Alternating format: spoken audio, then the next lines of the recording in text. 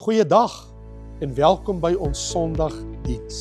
Net hier vanuit Volle Kerk Lewende Woord Gemeente in Perm. Ons is dankbaar dat jy ingeskakel is om saam met ons die woord van God te verken. En soos altyd vra ons vandag, wat sê die woord van God vir ons in hierdie dag? In 'n wêreld vol onsekerheid en onrus, vra mense reg oor die wêreld, wat gaan aan? Is ons regtig in die eindtye? En wat beteken dit vir my geloof en my toekoms? So, ek het opwindende nuus.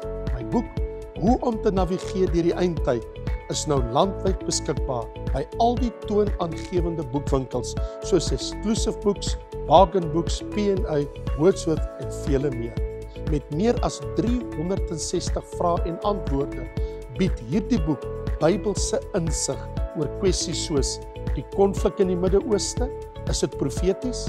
Is die Israel van vandag dieselfde as die Israel van die Bybel?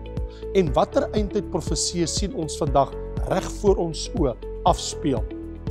Gaan kry vandag jou kopie of vra jou boekwinkel om dit vir jou te bestel. Dit sal binne enkele dae op jou rak wees. En as jy Engels verkies, goeie nuus. Ons Engelse weergawe van die boek How to Navigate to the End Times is nou ook beskikbaar landwyd. En ons het ook 'n Engelse YouTube-program genaamd Did You Know op ons nuwe Engelse kanaal Raymond Lombard Teachings.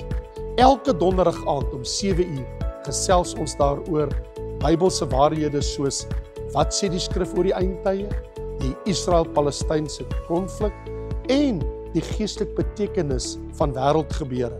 So teken gerus in op ons Engelse kanaal Raymond Lombard Teachings en wees deel van hierdie kragtige reis deur die eindtyd profeseë. Maar nou, laat ons stil raak, ons harte oopmaak en ontvang die woord van God. Wees geseën.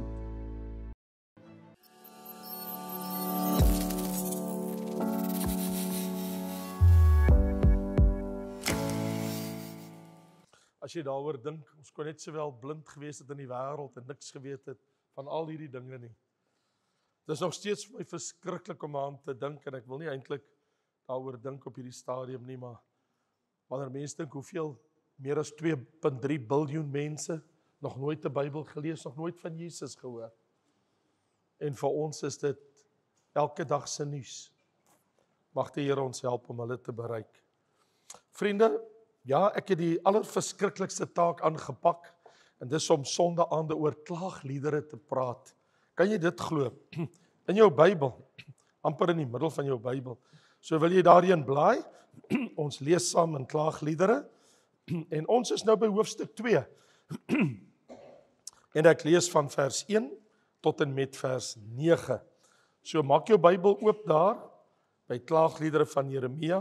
Daar word vertel dat hy daar aan die noordelike kant van die muur van Jerusalem gesit en ween het, na alles wat met die stad gebeur het, wat hy geklaag het en geween het, en God se aangesig gesoek het, toe alles verwoes was. So hier lees ek nou. Ag, hoe het die Here in sy toorn die dogter van Sion met wolke oordek.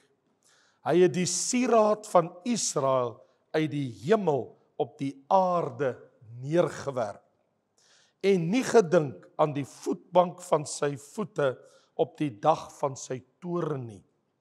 Die Here het al die woonplekke van Jakob sonder verskoning verslind. In sy grimmigheid het hy die vestings van die dogter van Juda verwoes, op die grond gewerp, die koninkryk en sy vorste ontheilig. Hy het in gloeiende toorn elke horing van Israel afgekap.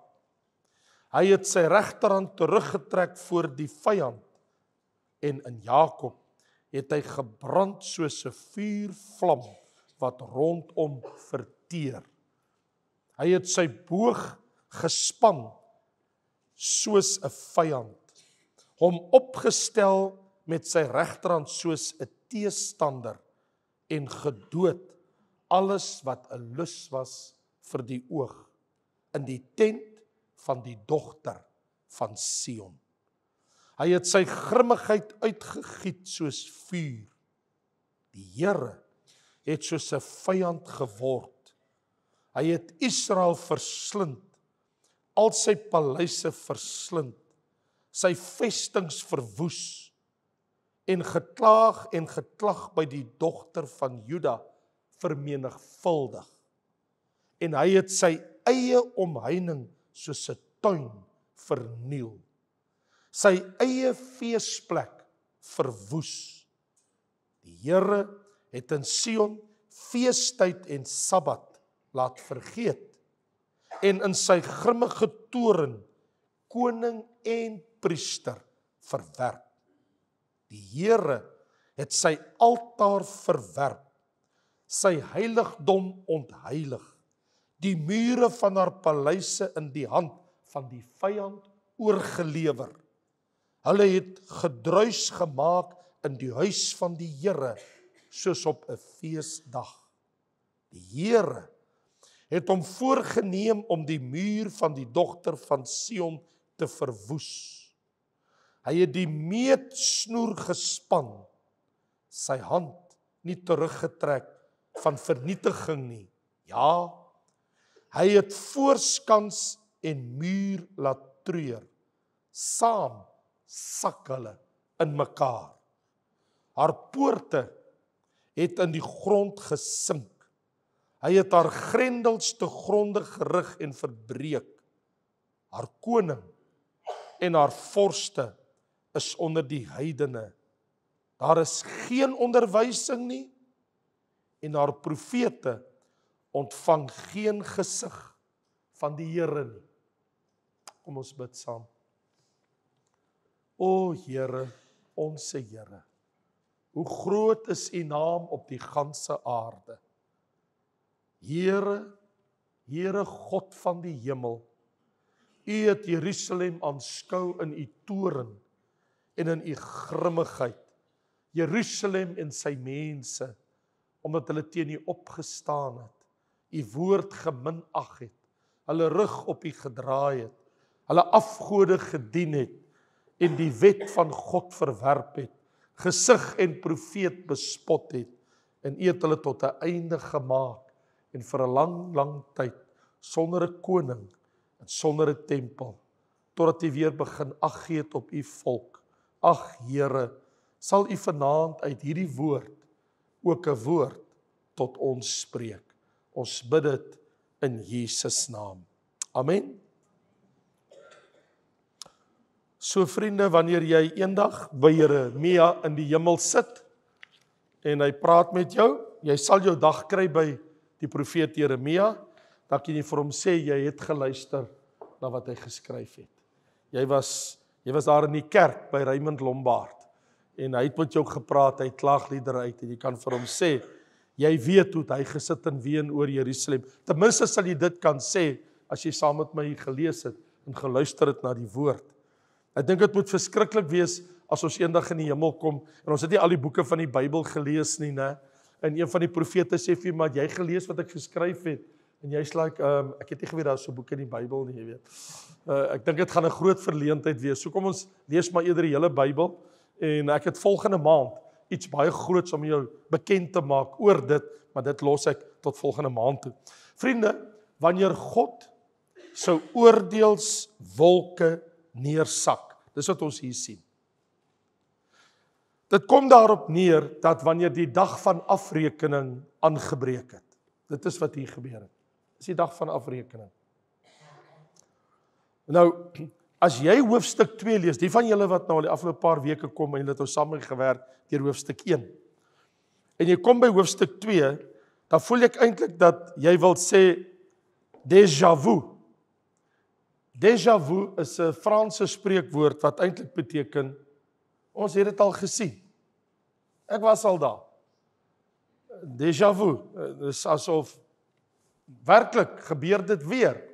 Want ek bedoel, dis asof die hoofstuk is net 'n voortsetting, asof dit terugtrek na die eerste een toe. Selfs jou eerste woord van hoofstuk 1 en hoofstuk 2 is dieselfde. Ag, dit begin met die woordjie ag. So die gevoel wat jy kry as jy hoofstuk 2 begin lees en jy is nou net klaar met hoofstuk 1, is dit like, Jeremia, dis nou al 'n ou storie, ek was nou al daar, kan ons nou net bietjie aangaan. Dis daai gevoel wat jy kry van, maar nee, dit is ooglopend hoe dit vir jou lyk. Maar glo vir my, dis nie wat dit is. As 'n baie groot verskil, want dit voel, as jy nie weet nie, dan voel dit amper asof, maar dis dieselfde snaar wat weer gespeel word. Dis asof, maar dis dieselfde noot wat ek weer hoor. Dit is dan dieselfde, dit klink dan so dieselfde die hele tyd. Nou, dit is nie waar nie, want as jy baie dieper gaan kyk, dan ontdek jy dat daar 'n wesenlike verskil tussen hoofstuk 1 en 2. Ja, al 22 verse, wel, om eerlik te wees, al 5 hoofstukke het 22 verse, behalwe die 1 trippel, maar ek bedoel, alles is dieselfde, want dit is 5 begrafnisliedere, as jy vergeet het, dis 5 hoofstukke, 5 begrafnisliedere, waar gesing word oor die begrafnis van Jerusalem, die stad en sy mense, wat vernietig is. Wel, hier's die ding. Hoofstuk 1, waar ons nou klaar was, en as jy dit gemis het, jy welkom te gaan kyk, dit is op YouTube beskikbaar. Hoofstuk 1, fokus op die hopelose, kan ek sê, troostelose toestand van Jerusalem. Dis hoofstuk 1. Hoofstuk 2, laat die fokus val op God se toorn en God se grimmigheid wat hy uitgestort het op Jerusalem en sy mense. So waar hy voorheen nou maar net die stad beween het, val die fokus nou, maar dit is God wat nou iets gedoen het. So die fokus lê nou by God en sy verhouding met sy mense. Want kyk wat doen hy. Hy sê die dogter van Sion. Kyk wat sê daar in vers 1. Die dogter van, en in vers 2, die dogter van Juda. So wanneer hy praat van die stad en sy mense, praat hy van die dogter van Sion, die dogter van Juda. In ander woorde, God het opgetree teen sy eie mense. Die dogter van Sion, die dogter van Juda. God se plek, God se mense. Dis eintlik die Here se eie mense. Die Here se eie volk.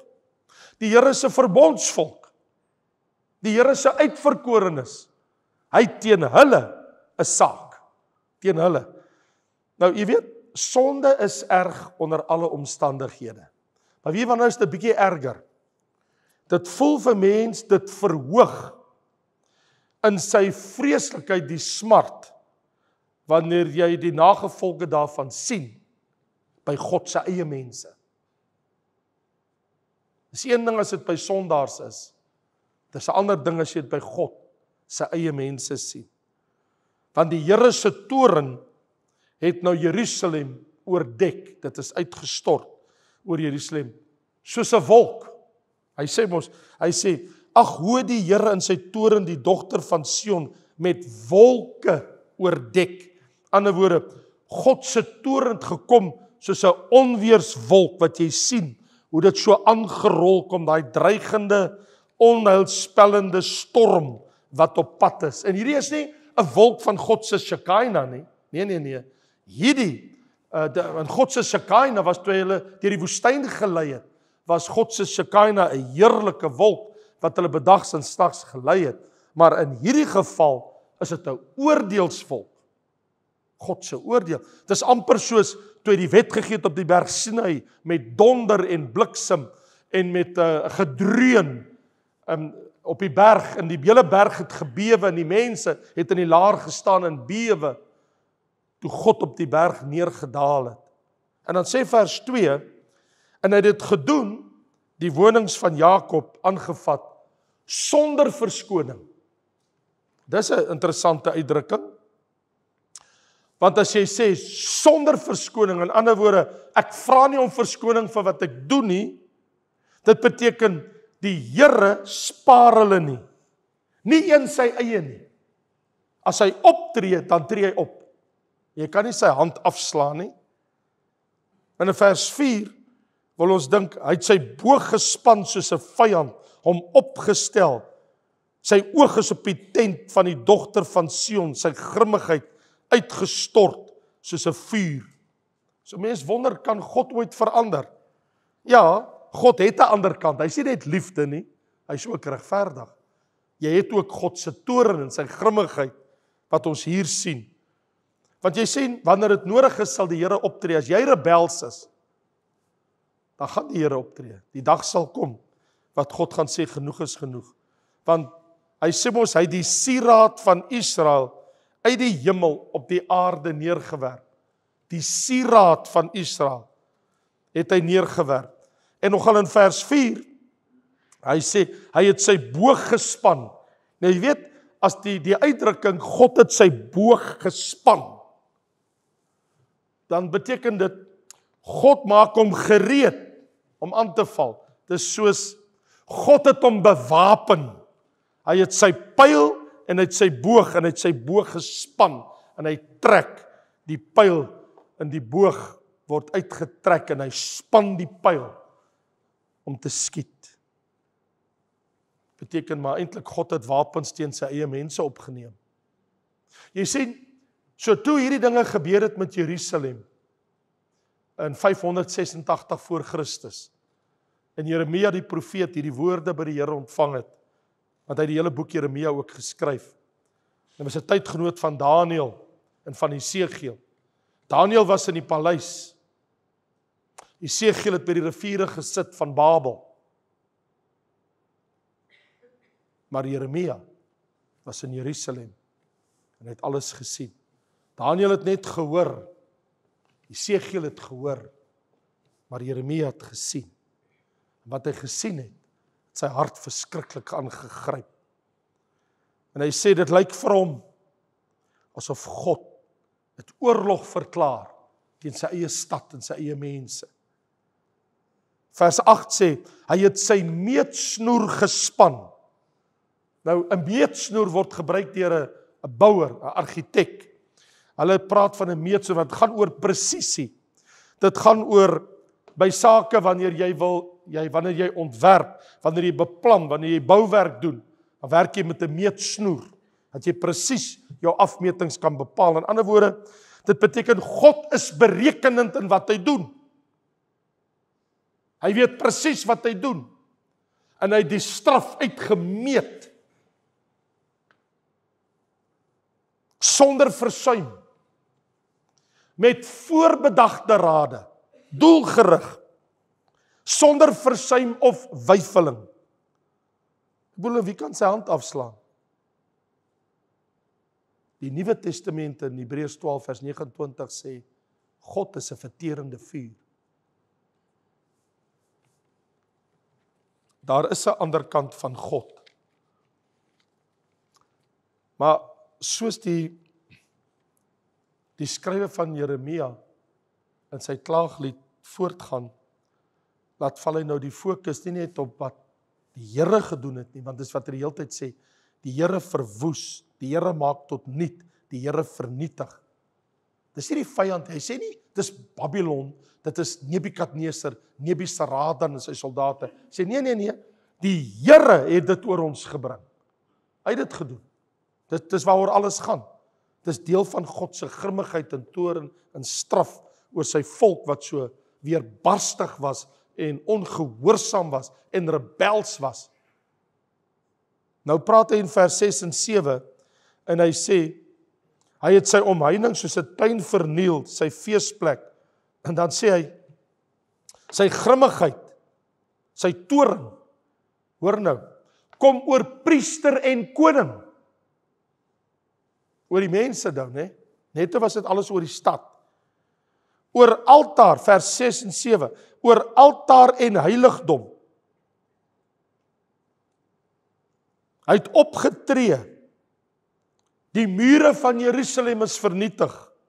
Die altare, die tempel, die heiligdom, die priesters is doodgemaak. Die koning is dood. Die mure is vernietig. Die paleise is tot niet, sy mense is weggevoer in ballingskap. Die Here spaar niks. Die mure wat die stad moes beskerm, 3 keer sê hy, dat die mure is tot niet. Aan die woorde, die stad wat so beskermd was in Jerusalem, wat hulle vir jare, 13 jaar beleer het. Die Babyloniërs het 13 jaar probeer om in die stad in te kom en vir 13 jaar het hulle teëgestaan. Hy sê maar die Here het priester, koning, hy het hulle nie meer erken nie. Sy heiligdom het hy nie meer geag nie. In ander woorde, jy sien God se misnoë met die mense. Ek wil amper sê die Here is op van wat hulle doen. In vers 9 is aangrypend, want vers 9 sê hy, daar is geen onderwysing nie. In ander woorde, daar is nie meer 'n wet nie. Daar is nie meer wetboeke nie. Daar is nie 'n Bybel nie. Dis tot niet. Daar is nie meer lering nie. Daar word nie meer lering gegee nie. Die mense is weg. Die priesters is nie daar nie. Hulle kom nie en sit die woord van God so voor die mense en sê, dis die woord van die Here nie. Daar is nie mense om die wet te lees nie. Daar is nie mense om die wet te leer nie. Hulle is doodgemaak, die priesters. Die skrifgeleerdes, die mense wat vir God se volk moet onderwysing gee, hulle is nie meer daar nie. Dit druk in jou hart. Dit is, jy het hier te doen met, ek wil 'n uitdrukking gebruik, dit blyk soos God se niks verskonende grimmigheid. Hy vra nie verskoning vir wat hy doen nie. Hy doen dit net. Selfs die profete, kyk wat staan daar in vers 9, en die profete ontvang geen gesig van die Here nie. Daar's nie 'n visioen nie. Daar's nie 'n woord van die Here nie. Nie eers uit die mond van die profete kom hier 'n woord van die Here nie. Want hulle is almal valse profete. Behalwe vir Daniël, vir Esegiel en vir Jeremia. Dit is almal valse profete. Daar's nie 'n woord van die Here nie. Geen gesigte meer nie. Geen openbaringe van die Here nie. In actual fact, nadat God vir Haggai en Sagaria later gestuur het, en met Sefanja hulle, toe die Here in 400 jaar stilte gegaan, maar voor Christus was daar 400 jaar van doodse stilte vanuit die hemelse kant.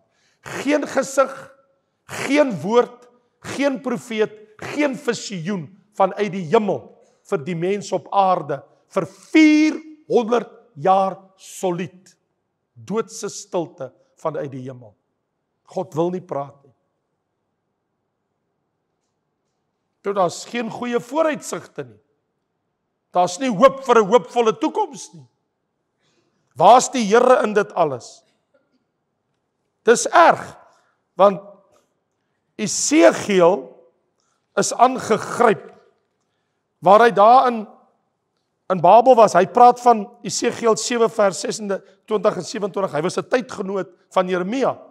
En Esegiel sê, God praat met hom, en weet sê die Here vir hom, onheil op onheil kom, gerug op gerug is daar, hulle sal 'n gesig verlang van die profeet, maar die wet sal verlore wees vir die priester en die raad vir die oudstes.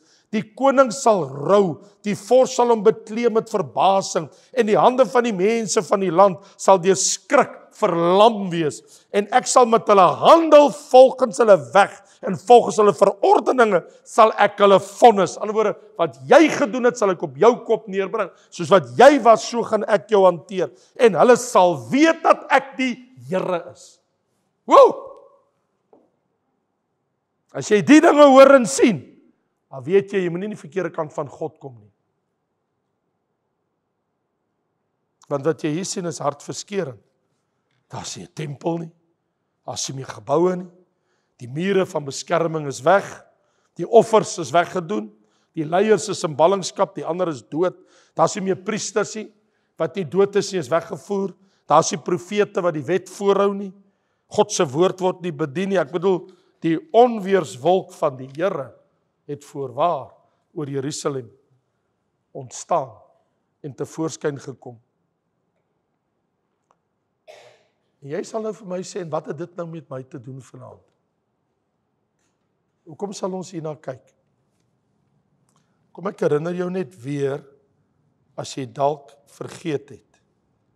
1 Korintiërs 10, vers 6 en vers 11. kan ek jou net weer herinner. In die Nuwe Testament, 1 Korintiërs 10 vers 6, en hierdie dinge, wat daar in Jerusalem en in Israel, in die land met hulle gebeur het, met die volk, Israel, was voorbeelde vir ons, sodat ons nie begeerig moet wees na slegte dinge, soos hulle begeerig was. Vers 11, maar al hierdie dinge, het hulle oorgekom, as voorbeelde, en dit is opgeskrywe, daar het jy dit vanaand gelees, dit is opgeskrywe, wat met hulle gebeur het, as 'n waarskuwing, aan ons, op wie die eindes van die eeue gekom het. So wat hier staan is, ons moet ter harte neem, wat God daar gedoen het. Dus kom ons vanaand hier stop.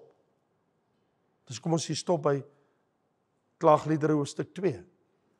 Ons moet kennis neem. En ek wil jy moet hieroor nadink. Indien God die regverdige regter sonde en boosheid haat, en daarvolgens handel onder sy eie volk, sy eie mense, wat dink jy wag vir die goddelose sondaars, wanneer die dag van die wit troonoordeel kom? Wat dink jy gaan gebeur met mense, wat die evangelie geminag het? Kan jy dink van die volle aanslag van God se toorn, wanneer Jesus sê in Matteus 25, vers 41, daar sal in daardie dag vir julle gesê word, gaan weg van my, julle vervloektes. God vervloek hulle in daai dag. Gaan weg van my, julle vervloektes, in die ewige vuur, wat berei is vir die duiwel en sy engele. Vervloektes, gaan na die ewige vuur, wat vir die duiwel en sy engele berei is. So julle gaan, waar die duiwel en sy engele vir ewig gaan wees. Wow. 'n Mens sidder, as jy dit net hoor. Jy sidder, as jy net dink, wat kan 'n lewende God met 'n mens doen? Jesus sê, moenie mense bang wees nie, wees bang vir God. Vrees hom, want hy kan jou siel en jou liggaam in die hel verderwe. Dit laat my wonder. As ek nou gelees het wat Jeremia skryf. As die kinders van God, wat die spesiale voorwerp van sy liefde en van sy sorg is, so gestraf is, soos wat die Here Jerusalem gestraf het in sy mense. Wat wag vir die sondaars in die laaste dag? En as die regverdige nauweliks gered word. Petrus skryf in 1 Petrus hoofstuk 5, vers 17, hy sê, die tyd is daar dat die oordeel moet begin by die huis van God. Petrus sê, God se oordeel begin by sy kerk, by sy huis, by sy eie mense. Dit was so in Israel, so hy weet wie God is. Voordat God die sondaars oordeel, begin hy eers by sy eie mense. Hy sê die oordeel moet begin by die huis van God. Ons het dit gesien in die geval van Israel. Voordat die Here Babylon geoordeel het, het hy eers sy volk Israel geoordeel. En dit eers by ons begin. Wat sal die einde wees van die wat in die evangelie ongehoorsaam is? As die regverdige nauweliks gered word, as die kind van God nauweliks gered word, waar sal die goddelose en die sondaar wees as hulle verskyn by die Here?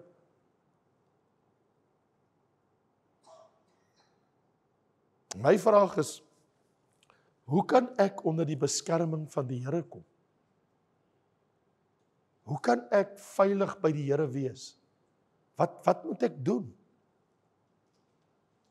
Wel, die apostel Paulus sê, jy moet jou met die nuwe mens beklee, en dan sê hy wie dit is. Hy sê in Romeine 13 vers 14, beklee julle met die Here Jesus Christus. Trek hom aan. Trek hom aan. Want jy sien, Christus het op die kruis die oordeel van God klaar op hom geneem.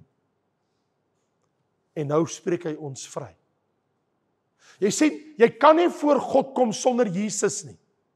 Want as jy sonder Christus voor God staan, dan staan jy daar met al jou sondes. En dan gaan die toorn van God ook oor jou eendag losbreek. As dit nie nou is nie, by die wit troon. Maar as ek my met die Here Jesus bekleed, dan beteken dit, ek het sy geregtigheid. Dit beteken, ek het sy vryspraak. Dit beteken, my sondes is my vergewe en weggewas. Want jy sê in Romeine 8 vers 1 sê, daar is geen veroordeling vir die wat in Christus Jesus is. Jy sê, dis waar jy moet kom. Daar is 'n plek waar jy die oordeele van God kan ontvlug. En daai oordeel, die geen veroordeling, is om in Christus Jesus te wees. So vriende, ek wil vanaand by hierdie geleentheid vir jou vra, het jy jou met die Here Jesus Christus bekleed? Het jy hom in jou lewe aangeneem?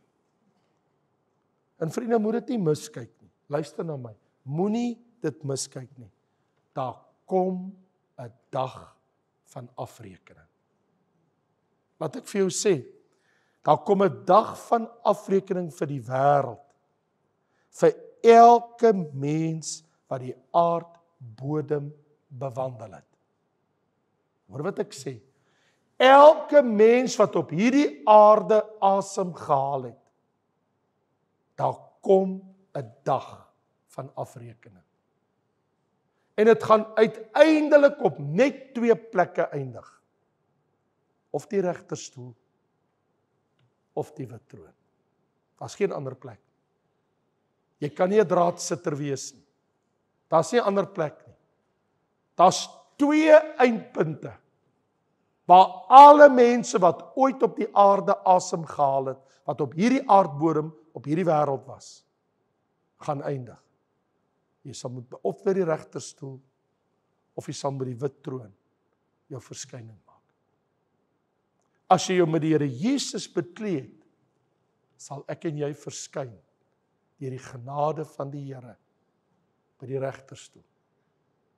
Dan word ons vrygespreek en ons ontvang ons beloning omdat ons met Christus bekleed. Maar hulle wat hom geminag het en die evangelie geminag het, hulle eie pad gestap het, vir hulle wag daar iets, die wit troon.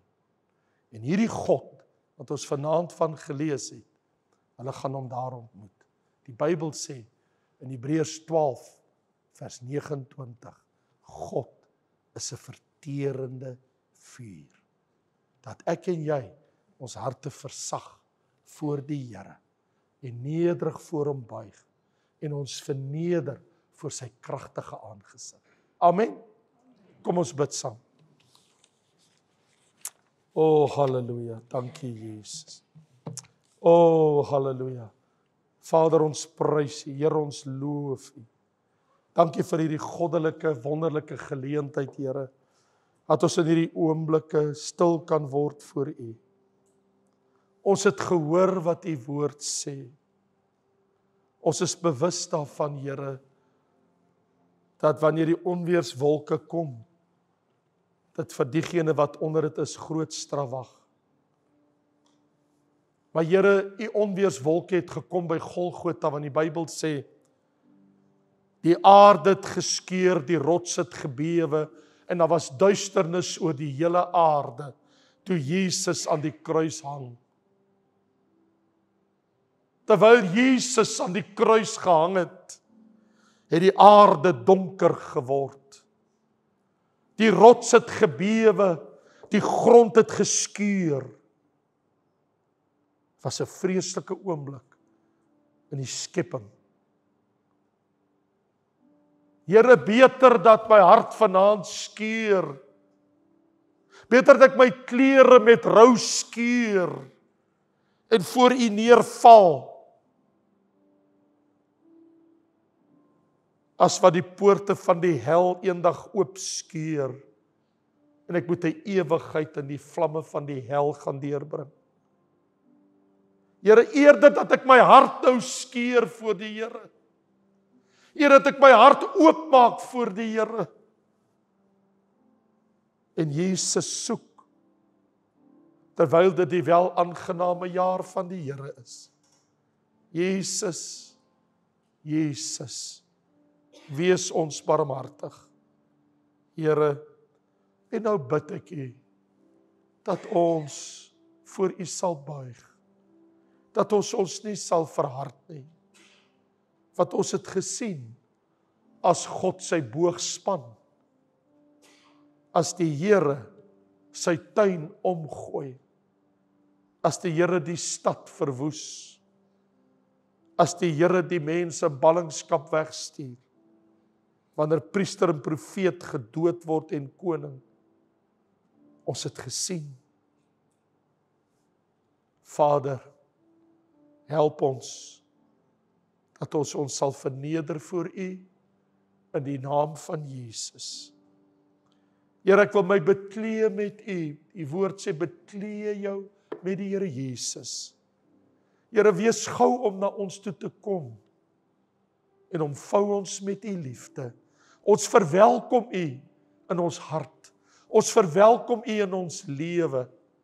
Kom, kom Here Jesus. Kom o Gees van God, en laat Jesus in ons gestalte kry. Ons wil sê soos Johannes die doper van ouds, ek moet minder word, en hy moet meer word.